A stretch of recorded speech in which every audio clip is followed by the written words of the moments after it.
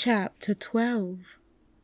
Then one of the judges of the city stood forth and said, "Speak to us of crime and punishment." And he answered, saying, "It is when your spirit goes wandering upon the wind, that you, alone and unguarded, commit a wrong unto others, and therefore unto yourself. And for that wrong committed must you knock, and wait a while unheeded at the gate of the blessed. Like the ocean is your God's self, it remains forever undefiled, and like the ether it lifts but the winged. Even the sun is your God's self, it knows not the ways of the mole, nor seeks it in the holes of the serpent. But your God's self dwells not alone in your being. Much in you is still man, and much in you is not yet man, but a shapeless pygmy that walks asleep in the mist, searching for its own awakening. And of the man in you would I now speak. For it is he, and not your God's self, nor the pygmy in the mist, that knows crime, and the punishment of crime. Oftentimes have I heard you speak of one who commits a wrong, as though he were not one of you, but a stranger unto you, and an intruder upon your world. But I say that even as the holy and the righteous cannot rise beyond the highest which is in each one of you, so the wicked and the weak cannot fall lower than the lowest which is in you also. And as a single leaf turns not yellow, but with the silent knowledge of the whole tree, so the wrongdoer cannot do wrong without the hidden will of you all. Like a procession, you walk together towards your God's self. You are the way, and the wayfarers, and when one of you falls down, he falls for those behind him, a caution against the stumbling stone. Aye, and he falls for those ahead of him, who though faster and surer of foot, yet removed not the stumbling stone. And this also, though the word lie heavy upon your hearts, the murdered is not unaccountable for his own murder, and the robbed is not blameless in being robbed.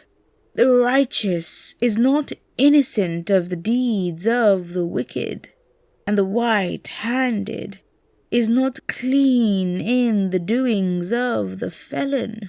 Yea, the guilty is oftentimes the victim of the injured, and still more often the condemned is the burden-bearer for the guiltless and unblamed.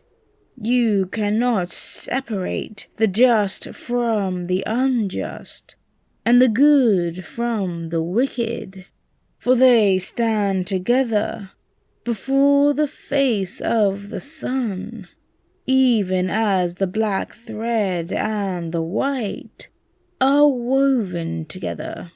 And when the black thread breaks, the weaver shall look into the whole cloth, and he shall examine the loom also.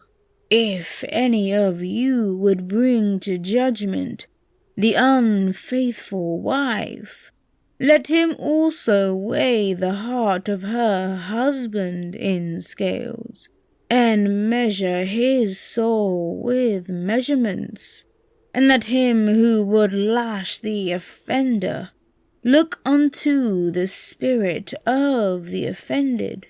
And if any of you would punish in the name of righteousness, and lay the axe unto the evil tree, let him see to its roots, and verily he will find the roots of the good and the bad, the fruitful and the fruitless, all entwined together in the silent heart of the earth.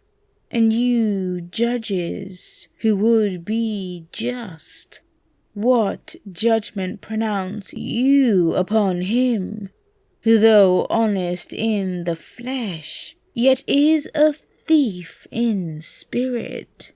What penalty lay upon him who slays in the flesh, yet is himself slain in the spirit?